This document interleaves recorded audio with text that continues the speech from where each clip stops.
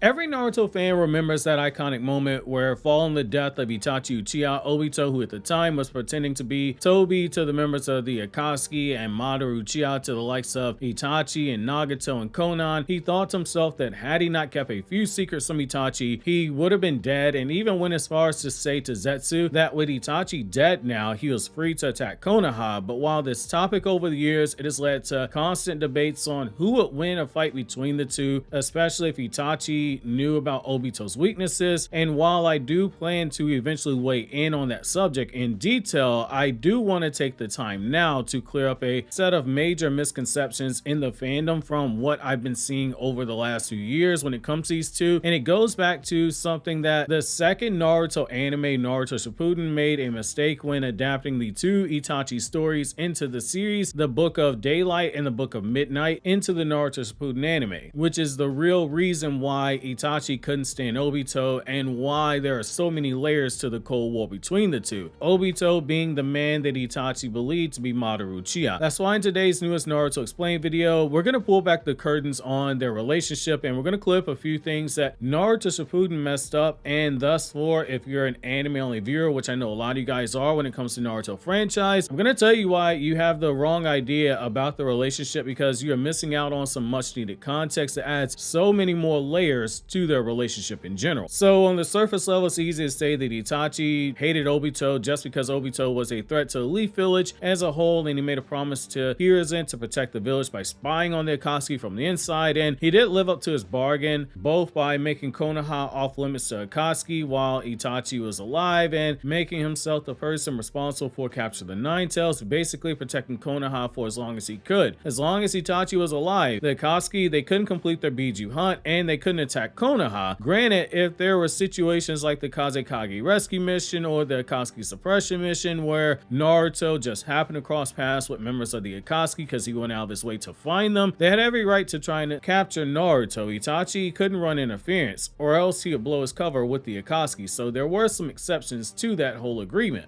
While those are, in themselves, very valid reasons to say this is why Itachi hated Obito, there's a lot more to it, and there's even more history between the two. But we have to start cleaning up the damage done to the narrative by the Naruto Shippuden anime, which made major changes to the two Itachi stories it adapted due to a lot of creative liberties that the anime team took when writing those scripts for the anime, to the point where some of the characters, they were mischaracterized, certain key events, they were omitted, or they were drastically changed. Viewers who are around from my days making Naruto content on KRYPTONIAN SAIYAN from 2015 to 2018, you guys are going to know some of the material we're going to go over today. But for people who are only aware of me through the Naruto Explained channel, a lot of this material will be new material for you that I haven't discussed before here on this channel in the form of long form videos such as this, or short form videos in the form of shorts, which for the people saying, hey, I miss when you mostly made Naruto content and not so much Boruto content, the shorts are 95% Naruto related, and they're all explanation videos. There's no theory content, and there's hardly any Boruto manga discussions over there. So let's start with one of the first major changes that was made to the relationship of Itachi and Obito in the anime, which is the misrepresentation of the first time these two characters meet. Because the Naruto Shippuden anime, it chose to waste 90% of an anime episode on this pointless and boring cat ear Itachi mission where the members of Itachi's gaining squad called Team 2, they were chasing down a cat, and you had like the hilarious scene where Itachi's Jonin sensei shows how useless he is. The ending of that episode is the only thing that really matters. So it shows a masked Obito appearing in front of Itachi's team, and it gives the impression to anime viewers that Obito killed all the members of Itachi's team, from his loudmouth and stubborn teammate Tenma to the Jonin squad leader Minazuki to the girl Shoko, who had talked Itachi into making things right with their teammate and their sensei, and Itachi being so traumatized by what he saw is what led to him awakening his Sharingan while he held onto a toddler Sasuke. This isn't quite what happened, so there's quite a few changes. So Obito did attack his team. They were on an A-rank mission to guard the feudal lord of the Land of Fire, but it isn't how the anime showed it to you. Itachi still hadn't made up with this team, and Obito didn't massacre everyone on Itachi's team. When when Obito appears in the middle of the road, he's already showing off aspects of his Toby persona. He's pretending like he's not all there in the head, and Itachi is the first one on that guard team to realize that something is not right and that they're all being made fools of. Obito took the time to have everyone lower their guards, and he placed the entire group from the feudal lord to the guardian shinobi 12 to Itachi's team all under a high-level genjutsu, and so everyone is standing around frozen in place. Itachi, despite not having his Sharingan at this point in the story, is able to break out of this high-level genjutsu as it happens, and he starts to panic because he realizes that this high-level genjutsu is something that his father, someone who is a genjutsu specialist, hence the nickname Wicked Eye Fugaku,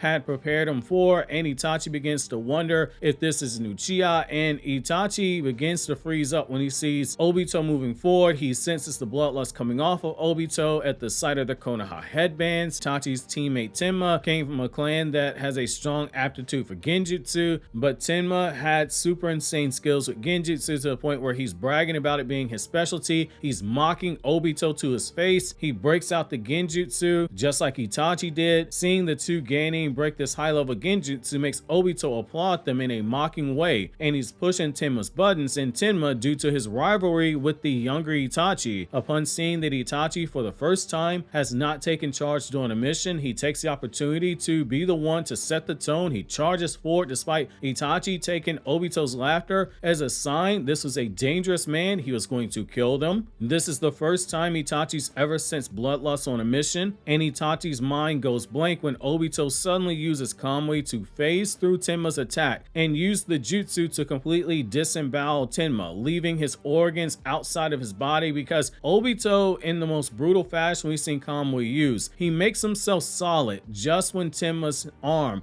goes partially through his body, and Obito rips his arm, and using his brute force to remove Tenma's intestines as he rips his arm through the body, and Obito takes the time to lecture the dying Tenma, who is twitching on the ground, blood pooling all around him, and the frightened Itachi that a ninja who rushes forward recklessly is a ninja who must die because he doesn't deserve to be a ninja. And when Obito tells Itachi that he knows everything about the current Uchiha clan roster, including who Itachi is, Itachi pisses Obito off even further when Itachi suddenly proclaims that he's not an Uchiha clan shinobi, the future clan leader that Fugaku is preparing him to be, but instead Itachi says that he himself is a Konoha shinobi ready to die for the village, which that pisses Obito off, and Obito tells him to say he's a Konoha shinobi one more time, mocking him and daring him to do so. And just before Obito prepares to kill Itachi, Kakashi arrives with a team of Anbu Black Ops, and that makes Obito run off and abandon his mission to kill the feudal lord, because seeing Kakashi in that moment was something that shocked Obito, and Obito at this point in the story has not steeled himself to want to confront Kakashi. When Obito's genjutsu is dispelled, it traumatizes everyone who sees the young Tenma with his organs in the middle of the road and his body twitching, and Itachi's teammate Shinko, she has a complete mental breakdown right there on the spot, and his sensei's too stunned to speak watching his gaining charge die, and Itachi's team is pulled from the feudal lord guard mission. This traumatizes Itachi to the point where his own mother is begging Fugaku to pull him as a Konoha shinobi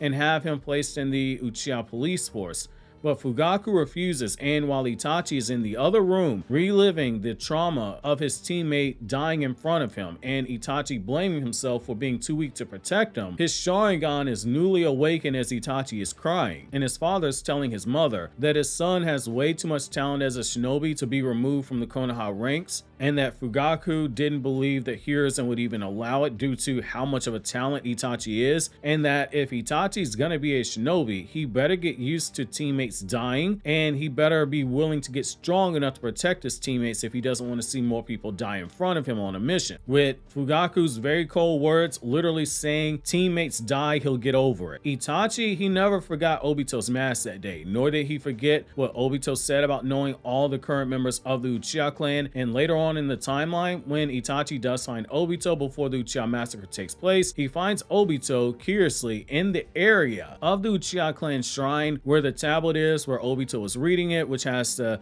instructions on how to control the Nine Tails and the Biju and the Mangekyo Sharingan, etc. Everything that Zetsu altered, basically. Itachi confronts Obito about what happened that day, but also says he knows that Obito has been the one gaslighting the Uchiha clan from the shadows, using trickery to take revenge on the village, which basically would have been a double win for Obito, which is what he was going for. The Uchiha clan, they would overthrow Konoha. The other villages, they would come in to fight for the right to claim the Land of Fire and the Hidden Leaf village, and Obito and all the chaos that run off with the Nine Tails inside of Naruto. Itachi, he brokers the deal that he had in place with Obito after he sees how far the Uchiha clan have fallen and has his orders from Danzo to kill the clan. Itachi asks to be allowed to kill certain members of the clan while Obito took on other pre-selected targets, and this brings us to another pivotal moment in their history that the anime never shows you because the anime changed it. So in Naruto Shippuden's anime, in episode 455, it has Obito killing Itachi's girlfriend Izumi, something that Naruto volume 43, it tells us specifically that Itachi was the one who killed his lover. And the reason why this is as big as it is Itachi killing Izumi, putting her under a Tsukiyomi to live for 80 years in the Genjutsu as his girlfriend, as his wife, as the mother of his children, dying in their home with Itachi as an old man holding her hand in the Genjutsu as well as in real life, wiping the tears from her face. The moment where the Genjutsu kills her, her real body dies due to her brain literally thinking that she had died. Itachi kills her mother in a very similar peaceful Genjutsu using Tsukiyomi. Itachi is emotionally distraught